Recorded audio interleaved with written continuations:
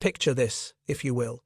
30,000 years before Christ, when the world was a vastly different place than anything we can truly comprehend today. Imagine glaciers, not the postcard pretty ice flows we see in nature documentaries, but towering walls of frozen death stretching higher than skyscrapers, grinding forward with the relentless patience of geological time. These weren't just ice sheets. These were frozen mountains that made the Alps look like speed bumps, reshaping entire continents with their sheer, crushing weight. In the shadow of these ice titans, on what we now call the Beringia Plains, rumors stay. That bridge of land connecting Asia and North America that would one day disappear beneath rising seas. A small band of humans huddles against an endless winter that has already lasted generations. The wind here doesn't just blow, it screams across the tundra with a voice like 10,000 banshees, carrying with it something that stops the heart of every hunter who hears it. The deep, rumbling trumpet of mammoths. Each call echoes across miles of frozen wasteland, a reminder that dinner, massive, magnificent, and utterly deadly dinner, walks on four legs just beyond their reach. And when I say massive, I want you to understand the scale we're talking about here. These aren't the elephants you see in zoos today. A fully grown mammoth weighed as much as 4 modern elephants combined. Picture a moving mountain of muscle, fur, and bone, topped with tusks longer than a telephone pole and infinitely sharper. Among the hunters of the Reindeer Valley tribe crouches a man whose name has been lost to time, but whose story we'll call Grok, though that's probably not what his people called him. Names from 30 millennia ago don't exactly survive in the fossil record. What matters is that Grok represents something universal, something that resonates across the vast span of human experience. He's the underdog, the smallest of his tribe, the one whose throwing arm wouldn't impress anyone at a modern baseball tryout, let alone in a world where your ability to hurl a spear determined whether your children ate or starved. While giants like Tornak the Bold lead the hunts with the swagger of men who've faced death and lived to brag about it, Grok tends the fire. And this isn't just any job, this is the sacred fire, the one that must never, ever die. Because in a world where winter lasts most of the year, and the nearest tree might be 100 miles away, fire isn't just comfort, it's the thin line between civilization and extinction. Now, let's talk about mammoth hunting, because what these people did was absolutely insane by any reasonable standard. Picture 10 men, ICV. And we're talking about humans who averaged maybe 5 feet tall and weighed perhaps 130 pounds, surrounding a beast that could crush a modern SUV without noticing. Their weapons? Stone-tipped spears that, frankly, were about as effective against mammoth hide as toothpicks against tank armor. The traditional hunt was a dance with death choreographed by desperation. 10 hunters would spread out in a rough circle around their target, each man knowing that success meant his family would survive another winter, and failure meant watching his children's ribs show through their skin as they slowly starved. The mammoth's hide was thick as leather armor, covered by fur dense enough to stop arrows. Those stone spear points? They barely penetrated deep enough to annoy something that large. But when it worked, and it had to work, one tribe could feed 8 families for months. A single mammoth provided more meat than modern Americans consume in years. The fat could fuel lamps through the endless polar night. The bones became tools, shelter frames, even art. The hide made clothing that could keep you alive in temperatures that would kill an unprotected human in minutes. Everything depended on bringing down these walking grocery stores. This particular morning's hunt ends the way too many did, in disaster. Tornak's brother Urok, a man whose courage had never been questioned, screams as mammoth tusks pierce his chest like spears through paper. Think about that sound for a moment. A human scream of agony echoing across frozen wasteland while blood turns pristine snow into crimson slush. The hunters retreat, carrying not 1 but 2 corpses and absolutely no meat. Another failure, another step closer to starvation. That night, as Grok tends the sacred fire that represents his tribe's lifeline to survival, disaster strikes in the most mundane way possible. His spear falls into the flames. Now, in most circumstances, this would be a tragedy. Weapons were precious, irreplaceable. the difference between life and death. But something extraordinary happens as Grok watches his spear burn. The wooden shaft catches fire, as wood does. But the flint tip, something changes. The heat doesn't destroy the stone, it transforms it. When Grok finally works up the courage to fish the spear point from the flames, using sticks to avoid burning his hands, he discovers something that will change human history forever. The stone has become harder, sharper. Its edge gleams like ice under firelight, and when he tests it against a piece of frozen mammoth hide, carefully, almost reverently, the point slides through like a hot knife through butter. His heart pounds as the implications hit him. This isn't just a better spear point. This is revolution wrapped in fire-hardened flint. But here's where it gets complicated, because innovation in the Paleolithic wasn't just about better technology. It was about challenging the gods themselves. Shaman Brighteye, the spiritual leader, whose word carried more weight than any chief's, taught that mammoth spirits graciously provided their bodies as gifts to worthy hunters. The weapons used in the sacred hunt had been passed down unchanged for countless generations. To alter them might anger in these spirits, bringing eternal winter or driving the mammoth herds away forever. And yet, children cry with hunger in the night, their thin wails carrying on the same wind that brings mammoth calls. Grok stares at the fire-hardened spear point gleaming in his palm, knowing that he holds either salvation or damnation.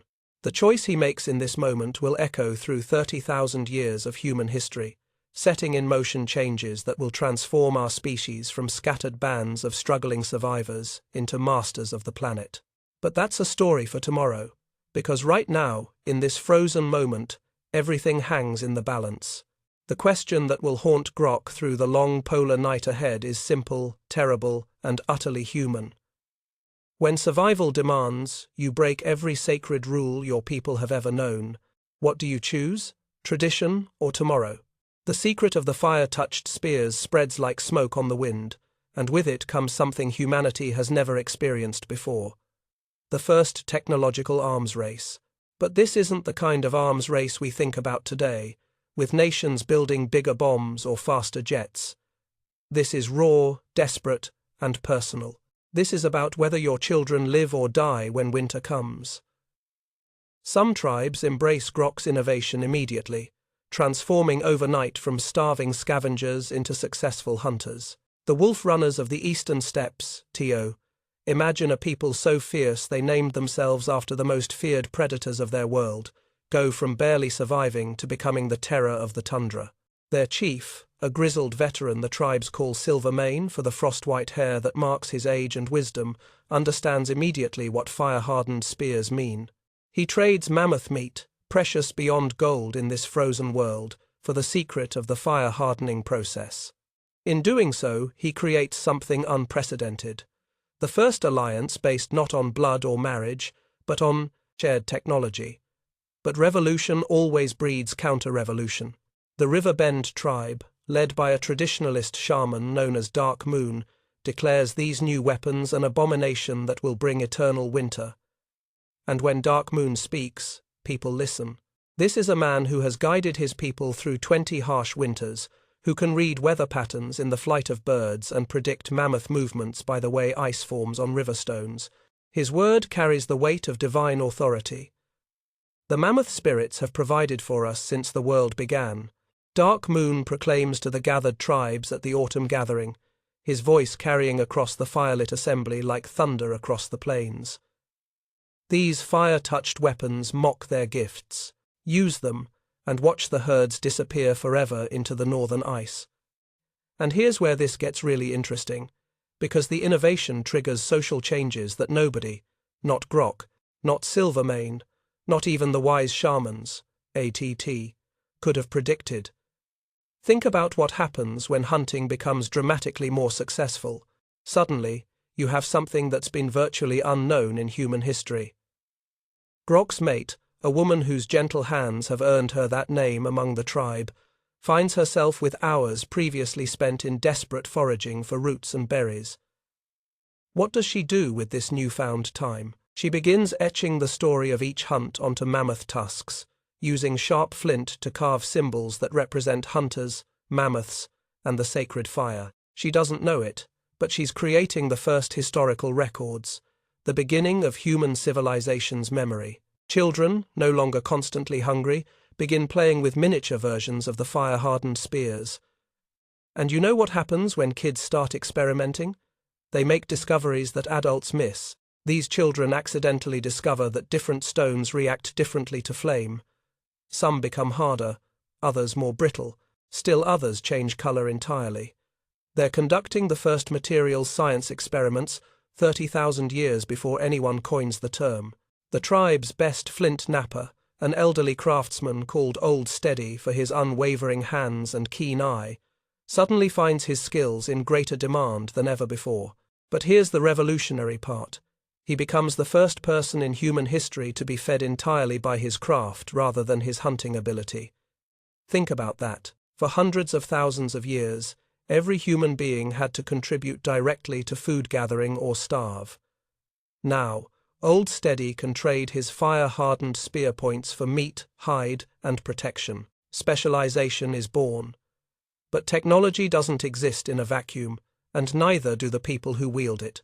The tensions between traditional and innovative tribes reach a breaking point at what history will remember as the Battle of Frozen River. 5 traditional tribes, led by Dark Moon's spiritual authority and Krug the Mighty's military prowess, unite against Grok's growing coalition. They believe that destroying the fire-touched weapons will restore the old balance, bring back the abundant herds of legend.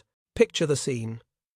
300 hunters meet on river ice so thick it can support charging mammoths, under the dancing green fire of the aurora borealis. The ice stretches between them like a vast arena, reflecting the flames of torches and the glint of spear points. The traditionally armed warriors charge with the fury of men defending their gods, their ancestors, their entire way of life. But fury alone cannot overcome physics.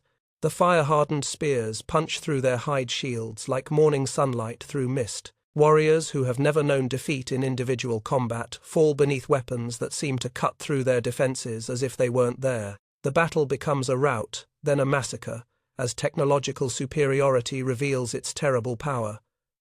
Victory comes at a logos, price that breaks even the victor's hearts. Among the dead lies Swift Runner, Grok's firstborn son, killed not by enemy spears but by a panicked mammoth that charged through the battle lines, trampling friend and foe alike in its terror. The grieving father cradles his son's broken body on the blood-soaked ice, understanding with crystal clarity that better weapons haven't eliminated danger, they've only changed its nature. That night, as the aurora dances overhead like the spirits of the fallen, Grok stares into the fire that started it all. The flames that transformed simple stone into revolutionary technology now illuminate a world transformed beyond recognition. Tribes that lived in harmony for generations lie shattered. Traditional ways that survived since the dawn of humanity crumble before the march of innovation. But there's no going back. The fire-hardened spear points scattered across the battlefield catch the firelight like stars, each one a promise and a threat. The age of tradition is ending. The age of technology has begun. And in the distance, carried on the wind that never stops blowing across these frozen lands, comes the trumpeting of mammoths, fewer now, more cautious, as if they too sense that something fundamental has changed in the balance between predator and prey. The revolution has only just begun. 20 years have passed since that blood-soaked battle on the frozen river, and the world Grok knew has vanished as completely as morning mist before the sun. The united tribes under his leadership now stretch from the Sunrise Mountains to the endless ice, a territory larger than modern France, controlled by people who measure distance not in miles but in the number of days it takes a mammoth herd to cross it. And at the heart of this new world stands something unprecedented in human history, a permanent settlement. Mammoth Crossing rises where the Silver River narrows to a ford, the one place where the great beasts must cross each spring on their migration north. Here, for the first time, humans have stopped wandering. They've built structures meant to last longer than a single season, created stockpiles of food that stretch beyond immediate need, and developed something that would have been impossible in the old world: true specialization. Think about what this means. For hundreds of thousands of years, Every human being was a generalist. Hunter, gatherer, toolmaker, storyteller, all rolled into one desperate package of survival. But surplus food changes everything. Now you can have scouts whose only job is tracking mammoth herds across thousands of miles of tundra, following migration patterns with the dedication of modern scientists. These aren't just hunters anymore, they're intelligence operatives, learning the habits and preferences of their prey with an intimacy that borders on the supernatural. The weapon masters have evolved beyond Old Steady's simple fire hardening. They've discovered that different temperatures create different properties in stone, that certain types of wood work better for spear shafts, that bone can be shaped and hardened into points nearly as effective as flint.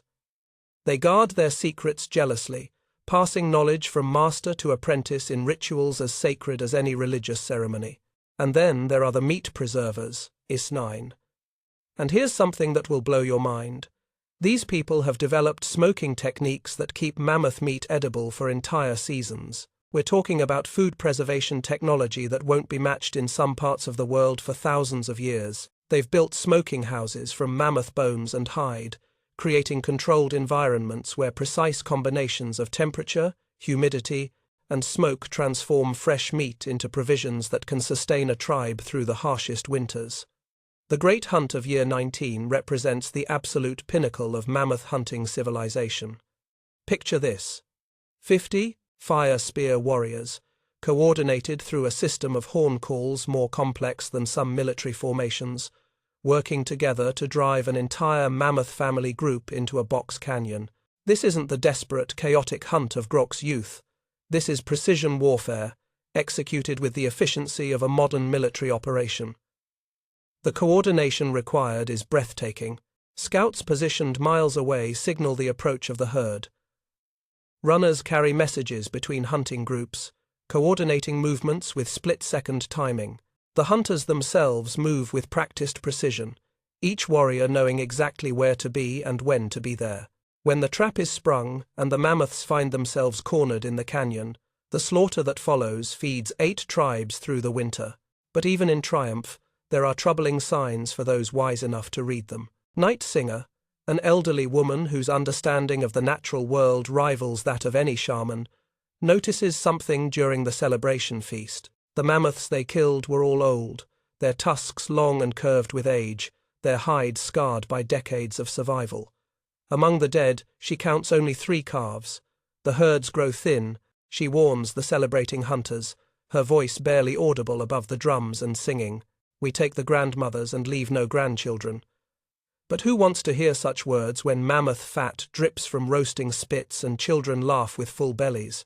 The celebration drowns out her concerns like thunder drowns out whispers. The cultural transformation accelerates as surplus creates possibilities that previous generations could never have imagined. Young Dawn Watcher, freed from the constant foraging that consumed her mother's generation, makes a discovery that seems almost magical. Certain berries, when mixed with mammoth fat and heated, create colors that don't fade or wash away. She begins painting the walls of Mammoth Crossing with images that tell stories: hunters pursuing prey, the spirits of the aurora dancing overhead, the sacred fire that started their revolution. The autumn gathering transforms from a desperate meeting of scattered tribes into something approaching a festival. Tribes compete not just in traditional contests of strength and endurance, but in new arts that surplus has made possible. Spear-throwing competitions feature weapons so beautifully crafted they're almost too precious to use. Storytelling contests last for days, with bards recounting epic tales of legendary hunts and mythical heroes. And for the first time, there's mammoth bone carving, artisans creating objects that serve no practical purpose except beauty. Marriage negotiations grow Byzantine in their complexity. A successful hunter can now support multiple wives, leading to the first inheritance disputes in human history. Who inherits the fire-hardened spears when their maker dies? What happens to smoking houses when tribes merge through marriage? Grok, now white-haired and bent with age but still sharp as fire-hardened flint, finds himself mediating disputes that have no precedent in human experience. His solution? The Council of Elders, representatives from each major tribe, gathering at Mammoth Crossing during the spring migration to settle disputes and coordinate hunts. He doesn't realize it, but he's accidentally creating governance beyond simple strength. For the first time in human history, disputes are settled not by whoever can throw a spear the farthest, but by negotiation, compromise, and collective wisdom. Yet beneath all this prosperity, all this unprecedented success, the signs continue to accumulate like storm clouds on the horizon. The mammoth herds that once darkened the entire horizon now appear as scattered family groups. The great beasts move more cautiously, changing their traditional routes, avoiding areas where the hunting has been too successful. Night Singer continues her observations, tracking patterns that others are too intoxicated by success to notice. She begins keeping records on mammoth ivory, marking the declining numbers with symbols that only she understands. Her granddaughter, Star Counter, helps with the tallying, learning to read the signs of a world in transition. The empire of ivory and ash stands at its zenith, ruler of the frozen world, master of technologies that have transformed human existence. But empires built on finite resources carry the seeds of their own destruction, and in the distance, barely perceptible yet, the ice begins its long retreat, taking with it the world that fire-hardened spears conquered. The end of an age approaches, though none yet dare speak its name. The signs accumulate like frost on morning grass, subtle at first, then undeniable. The mammoth herds that once blackened the horizon from mountain to mountain now appear as scattered family groups, moving with a wariness that speaks of an intelligence honed by generations of predation. Summers grow longer, winters warmer, and the great ice sheets that have defined the world for millennia begin their slow, inexorable retreat northward. Young Chief Stormcaller, Grok's grandson, and inheritor of the Fire Spear legacy, faces a choice that would have been unthinkable to his ancestors. The mammoths are moving north, following the retreating ice toward lands no human has ever explored. Should the tribes follow their traditional prey into the unknown, abandoning the settlements and specialized society they've built at Mammoth Crossing? Or should they adapt to hunting smaller, faster prey, reindeer, horses, the occasional bison, and accept a dramatically reduced standard of living? It's a decision that echoes through history, the same choice faced by every civilization when the resources that built their power begin to dwindle. Follow the familiar path toward uncertain territory, or innovate once again, even if it means abandoning everything that made you great. The debate rages through the winter councils, splitting families and fracturing alliances that have lasted generations. Silvermane's son, Eagle Eye, argues passionately for following the herds. Our fathers' fathers learned to hunt mammoth, he declares to the assembled chiefs. Our children's children will hunt mammoth, this is who we are. But Star Counter, Night Singer's granddaughter, who has inherited her grandmother's gift for reading patterns in nature, presents evidence that chills the blood of even the most optimistic hunters. Her ivory tallies show mammoth numbers declining not just locally, but across the entire known world. Traders from distant tribes bring the same reports. Yes, fewer beasts, more cautious behavior, herds that vanish entirely for seasons at a time. The giants are dying, she announces to a council grown suddenly silent, not from our spears, but from something larger than we can fight. And then comes the last great hunt, an event that becomes legend even as it happens. 7 mammoth bulls, ancient and magnificent, are discovered in a valley near Sorrow Ridge. These aren't just any mammoths. These are patriarchs, giants among giants, their tusks so long they curve in full spirals, their hides scarred by decades of battles and survival. They represent perhaps the last breeding males in a territory that once supported hundreds. 200 hunters surround them, virtually every adult male from the allied tribes, armed with the finest fire-hardened spears ever crafted. But as they close the circle, something unprecedented happens. The warriors hesitate. These magnificent creatures, standing proud and defiant even in the face of overwhelming odds, suddenly seem like something more than prey. They seem like the last guardians of a world that's passing away. Stormcaller raises his spear, then lowers it again. Around the circle, other hunters do the same. For long moments, predator and prey regard each other across a space measured not just in yards, but in the vast gulf between what was and what must be. The killing, when it finally begins, feels less like hunting than like execution. The fire-hardened spears do their terrible work with efficiency born of decades of refinement. The 7 bulls fall one by one, their trumpeting cries echoing off the canyon walls like the death songs of titans. The last mammoth to die, an ancient patriarch whose tusks are longer than 3 men laid end to end, fixes Stormcaller with eyes that seem to hold the wisdom of ages before the light fades from them forever. That night, shamans from every tribe gather to paint the cave walls with the scene, mixing mammoth blood with ochre to ensure the moment will live forever. They work by firelight, their hands trembling not from cold but from the magnitude of what they're recording. This isn't just the story of a hunt, it's the end of an epoch, the closing of a chapter in the great book of existence. As dawn breaks over Sorrow Ridge, painting the blood-soaked snow in shades of rose and gold, Grok approaches his final teaching. The old firekeeper, now 90 winters old and bent like a bow that's shot too many arrows, calls his people together with a voice like wind through ancient bones.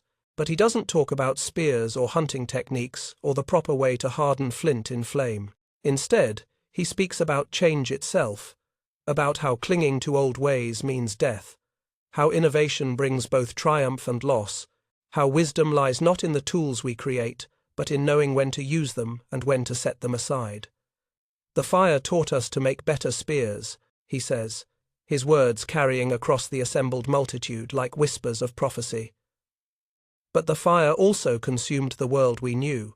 Every innovation is a double-edged blade. Well, it cuts down what stands before us, but it also cuts away what stands behind us. He speaks of Swift Runner, his son who died in the Battle of Frozen River, and of all the other prices paid for. Progress. He talks about the children who will never see mammoth herds darkening the horizon, about skills that will be forgotten and ways of life that will vanish like smoke in the wind. Change is the only constant, he concludes, his breath forming frost in the morning air. Those who adapt, survive. Those who don't become stories told around fires they'll never warm their hands by. Grok dies with the dawn, his last breath joining the mist that rises from the warming earth. The assembled tribes scatter like seeds on the wind, each carrying with them fragments of the mammoth hunting civilization and the fire-hardened innovation that created it. Some become reindeer followers, adapting their hunting techniques to smaller, faster prey. Others discover that the coastal waters teem with seals and fish, developing entirely new ways of life. Still others find that the same fire-hardening techniques that strengthened spear points can also strengthen digging sticks for roots, leading toward the agricultural revolution that still lies thousands of years in the future. The great settlements at Mammoth Crossing slowly crumble as the seasons pass, their mammoth bone frameworks weathering back into the earth. But the ideas they represented, specialization, surplus, cooperation, innovation, spread across continents and through millennia. 15,000 years later, archaeologists will uncover fire-hardened spear points alongside mammoth bones, marveling at the sophistication of the technology. They'll carbon date the artifacts and create theories about Paleolithic hunting strategies and prehistoric social organization. But their scientific instruments cannot excavate what truly matters: the courage of a weak hunter who dared to change the world, the wisdom of women who recorded history in ivory, the grief of warriors who killed what they loved, and the echoes of mammoth trumpets that still sound in humanity's collective memory of lost worlds. Every innovation since, from agriculture to the written word, from the steam engine to the internet, from fire itself to the rockets that carry us toward the stars, follows the pattern that Grok discovered in that moment when his spear fell into the flames. Desperation breeds invention. Invention brings transformation, and transformation demands that we become more than we were, even if it means leaving behind everything we've ever known. The last mammoths disappear into the northern ice, taking with them an entire world. But the fire burns on, passed from hand to hand across the generations, still teaching us that the future belongs not to those who cling to the past, but to those brave enough to reach into the flames and pull out tomorrow.